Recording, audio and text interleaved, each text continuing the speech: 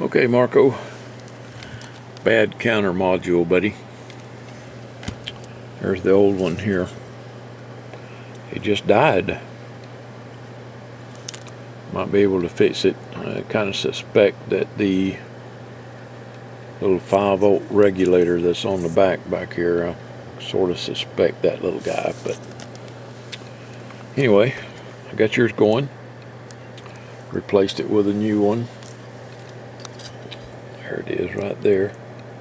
A little different than this one. This one is a let's see, it was an EPT 90040Z, and this one was a 43. Yeah, I hope you can read upside down. EPT 90043Z. Oh, it wasn't set up for 7.8 IF, so I had to make that little jumper there, but it's working fine now.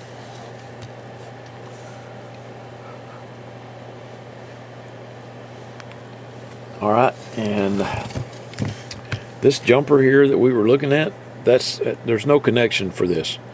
This is for a memory switch, but there's no place on the radio for us to mount the 5-position memory switch, so I kept the pigtail and the connector inside the radio in case we ever decided that we wanted to do a memory switch on it. But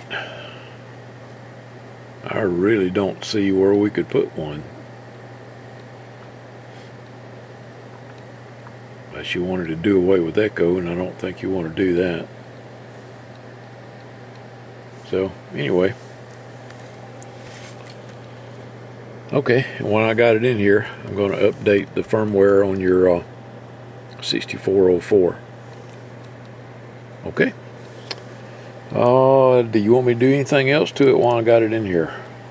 Just asking. I'll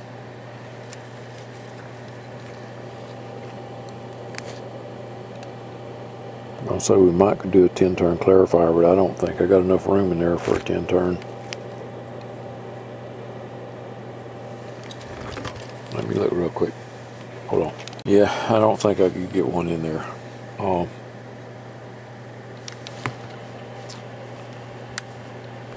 The main reason is that display board connection right there with the screw in it. If we didn't have that in there, we probably could, but I mean, here's the size of the 10-turn, and it would have to go in that little area right there. So don't think I'd be able to do that without cutting out that screw and stuff. So we won't do the 10-turn. Okay. Well, as soon as you see this video, let me know if there's anything else you want me to do to it. If not, it'll be on its way back. Working really well.